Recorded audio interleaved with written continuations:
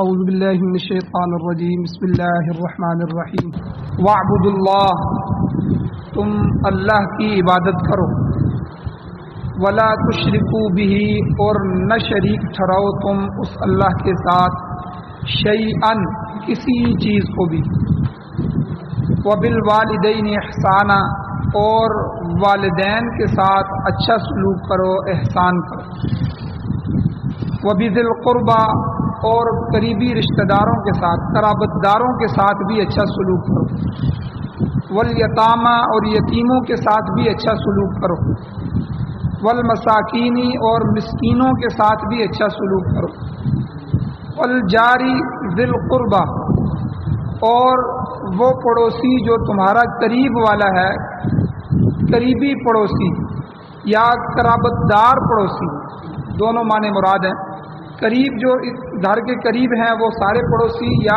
قرابت دار رشتہ دار پڑوسی ان کے ساتھ اچھا سلوک والجار الجنوبی اور اجنبی ہمسائے کے ساتھ بھی اچھا سلوک کرو والصاحب بالجنب اور پاس بیٹھنے والے پہلو کے ساتھ بیٹھنے والے صاحب یعنی دوست کے ساتھ بھی اچھا سلوک کرو وابن السبیل اور مسافر کے ساتھ بھی اچھا سلوک کرو وما ملکت ایمانکم اور وہ کہ جن کے تمہارے دائیں ہاتھ مالک ہیں یعنی تمہارے غلام لونڈیاں ان کے ساتھ بھی اچھا سلوک کرو ان اللہ لا يحب بے شک اللہ تعالیٰ پسند نہیں کرتے من کان مختالا فخورا جو بڑھائی کرنے والا ہو اور فخر کرنے والا ہو۔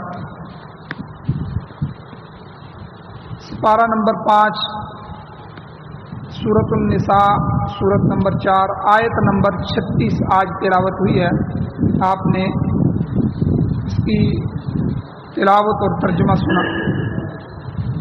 سب سے پہلے اس آیت کا پچھلی آیتوں کے ساتھ ربط کیا ہے؟ اس سورت کی ابتدا سے لے کر یہاں تک اللہ نے سارے حقوق بیان فرمائے۔ ایک لمبا سلسلہ چل رہا ہے جن میں اللہ نے حقوق بیان فرمائے۔ پہلے اللہ تعالیٰ نے عورتوں کے حقوق بیان فرمائے، پھر دوسرے نمبر پر اللہ تعالیٰ نے یتیموں کے حقوق بیان فرمائے، پھر اللہ تعالیٰ نے مالی حقوق کے طور پر وراثت کے جو حقوق ہیں وہ بیان فرمائے، اور ساتھ اللہ نے ورثاء کے حصے بیان فرمائے کہ کون کون وارث بنے گا اور کس کس وارث کے کتنے کتنے حصے ہوں۔ اور پھر اللہ تعالیٰ نے نکاح کے مسئلے کو بیان فرمایا اور محرمات نکاح جن سے نکاح حرام ہو جاتا ہے، ابدی حرام ہو جاتا ہے یا وقتی حرام ہوتا ہے، ان رشتوں کو اللہ تعالیٰ نے ذکر فرمایا۔ پھر اس کے بعد اللہ تعالیٰ نے معاشرتی مسائل کا تذکرہ کیا، معاشرے کے اندر جو ہمیں مسائل پیش آتے ہیں، اور اللہ تعالیٰ نے فرمایا کہ دیکھو مرد عورتوں پر نگران ہیں، محافظ ہیں، حاکم ہیں، قوام ہیں، ان پر عظیم ذمہ داری عائد ہوتی ہے۔ اگر نگران صحیح ہوگا تو اس کے ماتحت لوگ بھی درست ہوں گے، اگر نگران ہی خرابی کا شکار ہو جائے گا تو جو زیر دست لوگ ہوں گے، اس کے نگران ہوں گے، اس کے نیچے ہوں گے لوگ، وہ بھی ویسے ہی ہوں گے۔ اس کے بعد اللہ تعالیٰ نے فرمایا کہ اگر عورتوں سے اختلاف ہو جائے، یہ پچھلے 3-4 جو درس گزرے ہیں پچھلی 2 آیتوں کے، ان میں اللہ نے فرمایا اگر مرد اور عورت کے درمیان اختلاف ہو جائے تو اسے کس طرح نپٹایا جائے۔ تو 5 طریقے اللہ تعالیٰ نے بیان فرمائے کہ پہلے ہی شروع میں ہی آخری طریقے کو اختیار نہ کرو، طلاق نہ دو، بلکہ 5 طریقے ہیں کہ خامن 3 طریقے خامن کے لیے ہیں کہ خامن جو ہے فعظوہن وہ واضح نصیحت کرے، تنبیہ کرے، سمجھائے اور بار بار کہے، تو واضح نصیحت کا اثر نہ ہو تو دوسرا وہجروہن فی المضاج، اس سے بستر الگ کر لیا جائے، بستر جدا کر لیا جائے، خامن بیوی کے ساتھ سونا چھوڑ دے، دوسرا کمرے میں چلا جائے، تو اس کا بھی اثر ہوتا ہے۔ اگر اس کا بھی اثر نہ ہو، اپنی بیوی اپنے آپ کو درست نہ کرے، تو تیسرا وضربوہن، قرآن نے فرمایا پھر ان کو مارو۔ اس مار کی لمٹ اور حدود بھی پیچھے بیان ہوگی۔ اگر اس سے بھی اس پر اثر نہیں ہوتا تو پھر چوتھا جو ہے وہ مصالحتی کمیٹی، دونوں خاندانوں سے ایک ایک آدمی کو چنا جائے جو جرگوئی قسم کے ہوں اور مخلص ہوں تو وہ کردار ادا کریں. اگر یہ مصالحتی کمیٹی جو ہے یہ منصفانہ اور صالحانہ طور پر کردار ادا کرے پھر بھی ان کا مسئلہ حل نہ ہو تو پھر اس مسئلے کو پانچواں طریقہ ہے کہ عدالت میں لے جائے. اب عدالت جو ہے وہ اپنا زور لگائے، دونوں کو نوٹس بھیجے، عدالت میں بلائے، دونوں کی بات چیت سنے، دونوں کے بیچ کے معاملات کو حل کرے. اب عدالت جو ہے یہ پانچواں حل ہے آخری، کہ شرعی اسلامی عدالت قاضی جو ہے وہ ان کو بلا کر اگر دیکھتا ہے کہ اصلاح کی کوئی صورت باقی نہیں ہے تو وہ مجاز ہے، اس کو اجازت ہے کہ وہ ان میں تفریق کروا دے، طلاق کروا دے. تو یہ جو طلاق کا مرحلہ ہے یہ پیچھے تفصیل گزر چکی ہے، یہ 5ویں نمبر پہ آ گیا تھا. تو ہمارے ہاں معاشرے میں یہ خرابی بھی ہے کہ ہم دھڑا دھڑ طلاق دے دیتے ہیں اور پھر بعد میں پریشانیاں پیدا ہو جاتی ہیں. تو بہرحال اللہ تعالیٰ نے یہاں تک جو ہے اس قانون کو بھی ذکر فرمایا. اب آج کے درس میں آج کی آیت میں اللہ تعالیٰ نے ہماری جو سب سے پہلی بنیاد ہے توحید، اس بنیاد کا ذکر فرمایا اور یہ اللہ کا حق ہے. عبادت صرف اس اللہ کی جائے اور اس کے ساتھ کسی کو شریک نہ ٹھہرایا جائے، یہ اللہ کا حق ہے. اب اللہ نے اپنے حق بیان فرمائے، پیچھے انسانوں کے حقوق بیان فرمائے، حقوق العباد تھے، یتیم بھی انسان ہیں، عورتوں کے حقوق بیان فرمائے، عورتیں بھی انسان ہیں، بندے ہیں یہ سارے. تو اللہ نے نکاح کرنا، کن سے نکاح کیا جائے کن سے نہ کیا جائے، کون محرم ہے کون غیر محرم ہے، کس سے وقتی طور پر نکاح حرام ہو جاتا ہے، کس سے عبد الآباد نکاح حرام ہے. تو یہ جو رشتے ہیں یہ بھی حقوق العباد میں آتے ہیں. تو پیچھے اللہ نے حقوق العباد ذکر کرنا. اب اللہ حقوق اللہ میں سے پہلا حق جو اللہ کا ہے وہ بیان فرما کہ اللہ کی ہی عبادت کی جائے. اللہ ہمیں کہہ رہے ہیں کہ عبادت صرف میری ذات کی جائے اور میری ذات کے ساتھ کسی کو شریک نہ ٹھہرائے. تو یاد رکھیں یہ توحید جو ہے یہ توحید بنیاد ہے. اگر انسان کی یہ بنیاد درست ہو جائے تو آگے تمام معاملات درست ہو جائیں. اسی لیے تو حضور علیہ السلام نے فرمایا کہ جس آدمی نے بھی کلمہ پڑھ لی، کلمہ پڑھنے کا کیا مطلب ہے کہ اس نے توحید کا اقرار کر لیا، لا الہ الا اللہ، اللہ کے سوا کوئی معبود نہیں.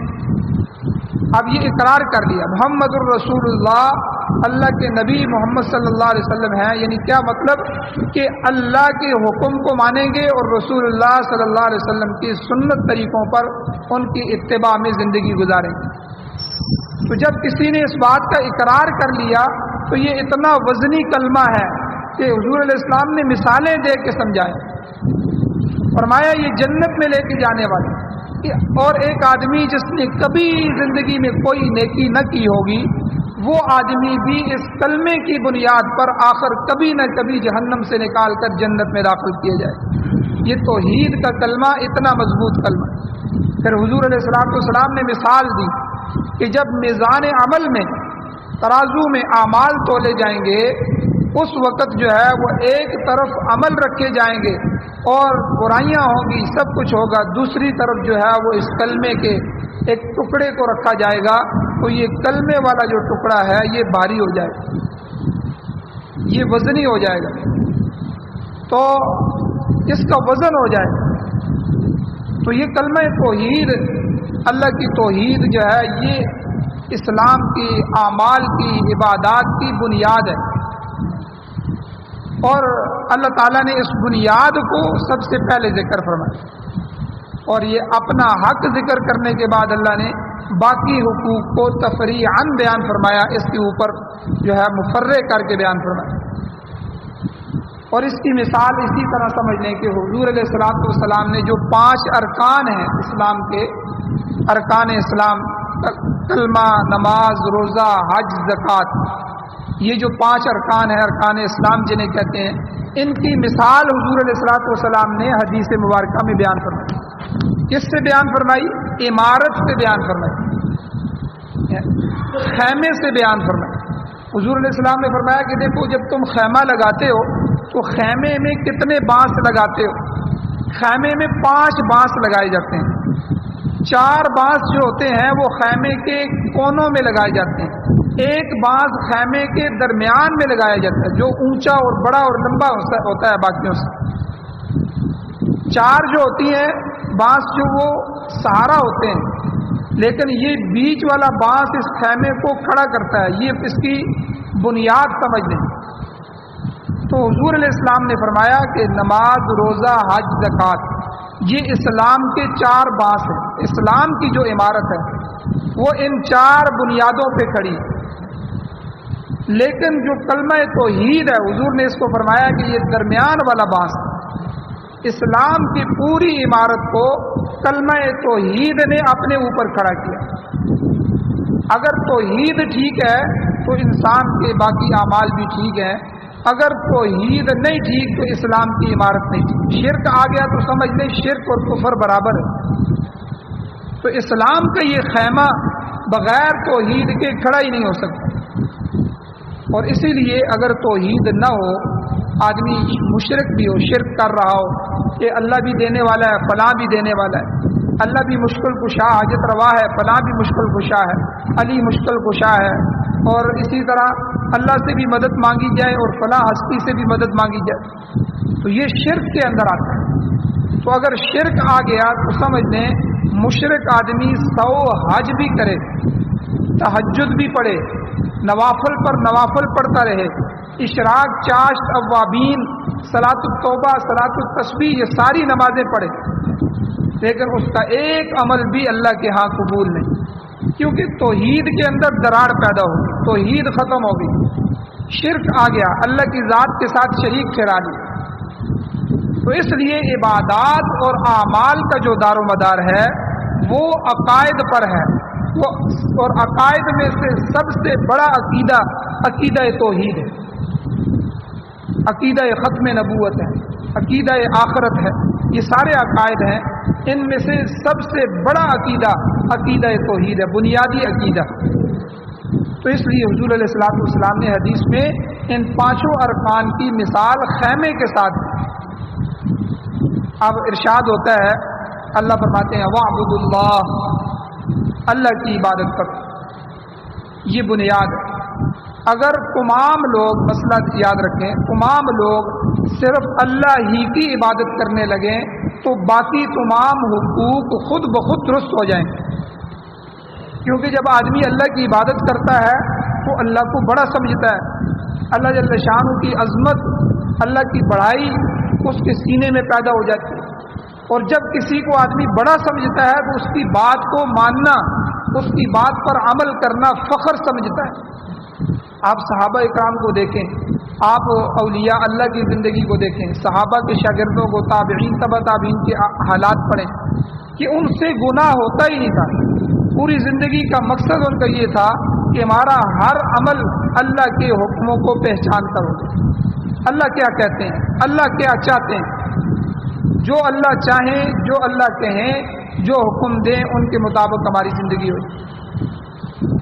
تو اس لیے جب بندہ اللہ کو پہچان لے گا، اللہ کے ساتھ محبت کرے گا، اللہ کے حقوق ادا کرے گا، اور اللہ کے حقوق میں سے سب سے پہلا حق عبادت ہے، عبادت صرف اللہ کی ذات کے لیے کرنا لگ جائے گا تو پھر سارے کے سارے حقوق درست ہو جائیں گے، کیونکہ وہ بڑے کے حقوق جب ادا کر رہا ہے تو چھوٹوں کے حقوق، والدین چھوٹوں میں آ جاتے ہیں، حضور اللہ سے چھوٹوں میں آ جاتے ہیں، اسی طرح جب پڑوسی چھوٹوں میں آ جاتے ہیں، سب جو چھوٹے کے حقوق ہیں وہ خود بخود ادا ہو جائے۔ اس لیے اللہ نے پہلے اپنا حق بیان فرمایا کہ جو اللہ کا حق پہچان لے گا، اللہ کے حق کو ادا کرے گا، وہ مخلوق کے حق کو نہیں ضائع کرے گا۔ نماز اللہ کا حق ہے، روزہ اللہ کا حق ہے، زکوٰۃ اللہ کا حق ہے، حج اللہ کا حق ہے، عبادت اللہ کا حق ہے، منت اللہ کا حق ہے، سجدہ رکوع اللہ کا حق ہے، اور امید اللہ کی ذات سے ہے، اللہ کی غیر سے امید بھی نہیں رکھتی۔ یہ سب عبادتیں جو ہیں وہ ساری کی ساری عبادتیں وہ اللہ کا حق ہے۔ تو بندہ اللہ کا حق ادا کرے تو سارے حقوق خود بخود درست ہو جائے، ایک بات۔ دوسری بات، اللہ تعالیٰ ہمارے خالق ہیں، ہم اللہ کے مخلوق ہیں۔ اللہ ہمارے احسان کرنے والے ہیں، محسن ہیں، ہم اللہ کے احسان کے نیچے دبے ہوئے ہیں۔ اللہ ہمارا مربی ہے، رب ہے، اور ہم اللہ کی تربیت میں ہیں۔ اگر ان چیزوں کو آدمی پہچان لے کہ بھائی میں تو کچھ بھی نہیں تھا، اللہ نے مجھے پیدا کیا، اور پیدا کرنے کے بعد اللہ میرا رب ہے کہ مجھے بتدریج اللہ پال رہا ہے، میرے جسم میں کوئی حرکات و سکنات کی نہیں کی، اللہ نے روح پیدا کی اور میرا جسم جو ہے وہ پھڑپھڑانے لگا، پھر اللہ نے میری پیدائش کا عمل لایا اور اس کے بعد مجھے دنیا میں بھیجا، پھر اللہ نے مجھے پالنا شروع کیا، کرتے کرتے کرتے آج میں اس اسٹیج پہ کھڑا ہوں۔ تو اللہ میرا خالق ہے، میں اللہ کی مخلوق ہوں، اللہ کے میرے اوپر بے شمار احسانات ہیں۔ آپ بالوں کے ایک ایک بال سے لے کر ناخنوں تک گننا شروع کریں، اللہ کے کروڑوں اربوں احسانات کے نیچے انسان دبا ہوا۔ تو جب انسان اپنے خالق کو پہچان لے گا، اپنے محسن کو پہچان لے گا، تو جب آدمی دنیا میں دیکھے کوئی آدمی ہم پر احسان کرتا ہے تو اس احسان کرنے والے کی محبت ہمارے دل میں پیدا ہو جاتی ہے۔ ہم بھی چاہتے ہیں کہ بھائی اب اس کی بات مانیں، ہم اس کے ساتھ بھی نیکی کریں، احسان کریں۔ تو جب سب سے بڑا محسن اللہ کی ذات ہے، سب سے بڑی محسن، اور اس کا ایک احسان نہیں ہے، اس کے کروڑوں احسان ہیں، اس کی اتنی نعمتیں ہیں کہ خود خالق کائنات اللہ قرآن میں فرما رہے ہیں کہ وَإِن تَعُدُّوا نِعْمَتَ اللَّهِ لَا تُحْصُوهَا، تم اللہ کی نعمتوں کو شمار کرنا شروع کر دو تو تم شمار نہیں کر سکتے۔ اب اللہ کی نعمتیں جب اتنی بڑی ہیں، اتنا بڑا محسن اور مربی اور خالق جب اللہ ہے، اگر بندہ اس کے حقوق کو پہچان لے تو پھر مخلوق کے حقوق تو ویسے ہی ادا کرے، اور اگر اسی کے حقوق میں انسان کوتاہی کرنا شروع کر دے، نماز نہ پڑھے، بڑھاپا آ گیا ہے یا ابھی بیماری آ گئی ہے یا جو ہے زندگی میں اللہ نے صحت عطا کی ہے لیکن سجدہ نہیں کر رہا، اور موت کا تو کوئی وقت نہیں ہے، موت تو بچپن میں بھی آ سکتی ہے، موت تو جوانی میں بھی آ سکتی ہے، موت تو بڑھاپے میں بھی آ سکتی ہے، مرد عورت بچے جوان کو بھی موت آ سکتی ہے۔ تو اب اللہ کے حق نہیں ادا کر رہا، نماز کا وقت آتا ہے نماز نہیں پڑھتا، رمضان کا مہینہ آتا ہے روزے نہیں رکھتا، حج اس پر فرض ہے، حج کا مہینہ آ رہا ہے، حج کے دن آ رہے ہیں، حج نہیں کرتا، زکوٰۃ اللہ نے اس پر فرض کی ہے، اپنے مال کا حساب نہیں نکالتا، اللہ کے راستے میں زکوٰۃ نہیں نکالتا، سالہ سال سے اس نے زکوٰۃ نہیں دی، 30 سال 40 سال اللہ کی نعمتیں کھا رہا ہے، اللہ کے مال جو دیا ہوا مال ہے، وَمِمَّا رَزَقْنَاهُمْ يُنْفِقُونَ، اللہ نے جو مال دیا ہے اس میں سے خرچ نہیں کر رہا، تو یہ اللہ کے حق نہیں ادا کر۔ تو جو بندہ اپنے خالق، اپنے محسن، اپنے مربی اللہ کا حق نہیں ادا کرتا، اس میں کوتاہی ادا کرتا ہے، تو پھر مخلوق کا حق کیسے ادا کرے؟ اسی لیے کہتے ہیں نا جب دین نہ ہوگا تو پھر بھائی جو ہیں وہ بہنوں کے حق کھائیں گے، اپنے والدین کو نہیں پوچھیں گے، والدین کے ساتھ بھی، پھر جب والدین اور بہن بھائیوں کے حقوق ادا نہیں کرے گا تو پڑوسی تو پھر دوسرے نمبر پہ آ جاتے ہیں، رشتہ دار تو اگلے نمبر پہ آ جاتے ہیں۔ باقی جتنے بھی حقوق اللہ نے اس آیت میں بیان فرمائے ہیں، مساکین، پڑوسی، والدین اور قریبی رشتہ دار اور مسافر اور غلام، لوڈیا، نوکر، یہ جتنے بھی ہیں یہ سارے کے سارے یہ تو بعد کے نمبر آتے ہیں۔ تو جو بندہ اللہ کے حق کو نہیں پہچانے گا، اللہ کے حق کو ادا نہیں کرے گا، اس اللہ کے حقوق میں کوتاہی کرے گا تو پھر وہ مخلوق کے حق بھی ادا نہیں کرے گا، کیونکہ بنیاد اس کی کمزور پڑ گئی۔ جب بنیاد کمزور ہو گئی تو اس پر مضبوط عمارت کیسے تعمیر ہو سکتی ہے؟ لہذا سب سے پہلے اس بنیادی عنصر کا اللہ نے یہاں ذکر فرمایا کہ لوگوں اللہ کی عبادت کرو، وَاعْبُدُوا اللَّهَ، عبادت صرف اللہ کے لیے ہے، اور اس لیے صرف اللہ کی عبادت کرو، اللہ کی ذات کے علاوہ کسی کی عبادت نہ کرو۔ اب عبادت کہتے کسے ہیں؟ عبادت کا مطلب کیا ہے؟ امام بیضاوی رحمۃ اللہ علیہ اور دیگر جو مفسرین ہیں انہوں نے عبادت کا مطلب یہ بیان کیا ہے کہ اقصی غایت التذلی والخضوع، یعنی انتہائی درجے کی عاجزی اور نیاز مندی کا اظہار، یہ عبادت ہے۔ آدمی اپنے آپ کو عاجز سمجھے، انتہائی کمزور سمجھے، اور اپنے رب کے سامنے اپنی عاجزی کا اظہار کرے. دیکھو مانگنا یہ شرم کی بات، لیکن کون مانگتا ہے؟ جو اپنے آپ کو کمزور سمجھتا ہے. اب امیر بھی اللہ سے مانگ رہے ہیں، غریب بھی اللہ سے مانگ رہے ہیں، یہ عاجزی. سجدہ ٹھیک ہے، یعنی بالکل زمین پہ گر جانا، کسی کے قدموں میں گر جانا، یہ کتنی بڑی بری بات ہے. یعنی انسان اپنی کمزوری کا اظہار کرتا ہے، اللہ کے سامنے جا کے سجدہ کرتا ہے. اس لیے سجدہ اللہ کی ذات کے علاوہ کسی کے لیے جائز نہیں. رکوع جو ہے یہ جھکنا جو ہوتا ہے، یہ رکوع بھی اللہ کی ذات کے علاوہ کسی کے لیے جائز نہیں. تو یہ عبادتیں، عبادت کہتے ہیں انتہائی درجے کی عاجزی، انتہائی درجے کا تذلل، انتہائی درجے کی جو خضوع ہے اور نیاز مندی ہے اس کا اظہار کیا جائے. اور یہ جو اظہار ہوتا ہے یہ کبھی عمل سے ہوتا ہے، کبھی یہ نیت سے ہوتا ہے، کبھی مال کے ساتھ ہوتا ہے، کبھی قول سے ہوتا ہے. تو یہ انتہائی عاجزی اور نیاز مندی جو ہے یہ ما فوق الاسباب ہستی جو ہے، جو اسباب سے اوپر اللہ کی جو ہستی ہے اس کا تصور رکھتے ہوئے محض اللہ تعالیٰ کی ذات کے ساتھ مختص ہے، اس کے علاوہ کسی کے ساتھ بھی یہ عاجزی اور یہ نیاز مندی جو یہ جائز. ایک تو اسباب کے درجے میں اپنے والدین کے سامنے بندہ ادب سے کھڑا ہو جائے، اپنے استاد کے سامنے کھڑا ہو جائے، اپنے شیخ کا ادب کرے، بڑوں کا ادب کرے، یہ اسباب کے درجے میں. ما فوق الاسباب، اسباب سے اوپر جو ہے جو ہستی ہے اللہ تعالیٰ کی، اس کے ساتھ جو ہے انتہائی عاجزی کی جو چیزیں، انتہائی تذلل اور ذلت اور پستی کی جو چیزیں، رکوع کرنا، جھک جانا، سجدے میں گر جانا، یہ ساری چیزیں یہ صرف اللہ تعالیٰ کے ساتھ خاص ہوگی. اللہ کے ساتھ، غیر کے ساتھ، غیر اللہ کے ساتھ ایسا معاملہ کرنا روا نہیں ہے، جائز نہیں. اگرچہ یہ بات خود بخود ہمارے ذہن میں آ جاتی ہے وَاعْبُدُوا اللَّهَ کے لفظ سے، لیکن اللہ تعالیٰ نے یہاں تاکیداً فرما دیا وَلَا تُشْرِكُوا بِهِ شَيْئًا، اس مالک الملک کے ساتھ کسی چیز کو شریک نہ ٹھہراؤ. یعنی ظاہر بات ہے عبادت جب اس اللہ کی ہوگی تو اس اللہ کے ساتھ ہی شریک بھی کسی کو نہیں ٹھہرائیں گے، یہ تو خود بخود سمجھ آ جاتی ہے. لیکن اللہ نے تاکیداً دوبارہ جو ہے اس جملے کو علیحدہ سے پھر ذکر فرمایا وَلَا تُشْرِكُوا بِهِ شَيْئًا، تم اس اللہ کے ساتھ شریک نہ ٹھہراؤ شیئن، کسی کو بھی. یہ جو شیئن کا لفظ ہے یہ ہر ایک کی نفی کر رہا ہے، یعنی کم سے کم حقیر سے حقیر چیز پتھر ہے. مشرکین مکہ کیا کرتے تھے؟ پتھروں کے خدا بنائے ہوئے، پتھر لیتے تھے اس کو تراش کے سامنے رکھ لیتے تھے، یہ ہمارا خدا ہے، یہ ہمارا حاجت روا ہے، یہ ہمارے. آپ ہندوؤں کو آپ دیکھیں، ہندوؤں نے جو مورتیاں بنائی ہوئی ہیں کوئی پتھروں سے بنائی ہوئی ہیں، کوئی آج کل جو ہے وہ چونا اور گچ ملا کے اس سے بنائی ہوئی ہیں، اور جو ہے اسی طرح ان حقیر چیزوں سے اپنا خدا بناتے ہیں، پھر ان کے سامنے پوج رہے ہیں اور اس سے مانگ رہے ہیں.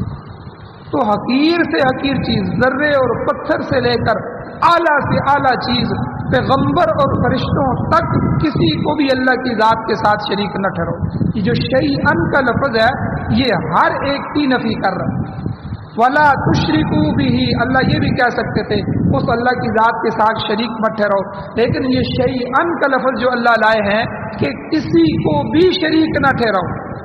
کیا مطلب؟ کہ حقیر سے حقیر چیز، پتھر، پتا، ذرہ. دنیا میں ایسے لوگ بھی موجود ہیں جنہوں نے گائے کو پوج رہے ہیں. آپ دیکھیں ہندو گائے کو ماتا کہتے ہیں. گائے جانور ہے، گائے کو کہتے ہیں یہ ہماری ماتا ہے، یہ جو ہے ہمارا خدا ہے. کتنے ہی لوگ ہیں جو سورج کی پوجا کر رہے ہیں، کتنے ہی لوگ ہیں جو آگ کو، مجوسی جو ہیں وہ آگ کی پوجا کر رہے ہیں، آگ کو خدا کہہ رہے ہیں، یہ آگ ہمیں بچانے والی. آگ ہو، گائے ہو، گھوڑا ہو. ہمارے ہاں کئی جو رافضی ہیں وہ گھوڑا ذوالجنا نکالتے ہیں، گھوڑے کو پوج رہے ہیں، گھوڑے کے نیچے سے گزر رہے ہیں، گھوڑا ہمارا مشکل کشا ہے، گھوڑے کو چوم رہے ہیں. آپ دیکھیں یہ شیعہ کو، روافض کو گھوڑے کو چوم رہے ہیں. اور جس شربت میں جو سبیل ہمیں بھی پلائی جاتی ہے، ہمارے جا کر سنی بھی پیتے ہیں، اس سبیل میں تبرک کے طور پر گھوڑے کو پانی پہلے پلاتے ہیں، اس کی جو رال ہوتی ہے، اس کا جو تھوک ہوتا ہے وہ اس میں جاتا ہے، پھر اس کو تبرک کے لیے پیتے ہیں۔ یعنی یہ بھی شرک ہے۔ آپ دیکھیں پھر یا علی مدد، اللہ کو چھوڑ کے اے علی تو میری مدد کر، یا غوث اعظم مدد، یا رسول اللہ مدد، یا فلاں مدد، یعنی چھوٹی سے چھوٹی ہستی، چھوٹے سے چھوٹے ذرے ٹکڑے جو ہے، پتھر، ریت، پتے، آگ، پانی، ہوا، آسمان، ستارے، کسی کو بھی چھوٹے سے چھوٹی حقیر چیز سے لے کر بڑی سے بڑی چیز جو اعلیٰ چیز ہے، پیغمبر ہیں، صحابہ ہیں اور اہل بیت ہیں یا فرشتے ہیں، جنات ہیں، کسی کو بھی اللہ کے ساتھ شریک مت ٹھہراؤ۔ تو اللہ تعالیٰ نے کتنا واضح طور پر ہمیں توحید کا درس دیا ہے، کتنا واضح توحید کو بیان فرمایا، اور شرک کی کتنی بہترین اللہ نے تعریف بیان کی ہے کہ کسی کو یہ شیئن کا جو لفظ ہے نا، یہ شیئن کا لفظ یہ تلوار کو پھیر دیتا ہے۔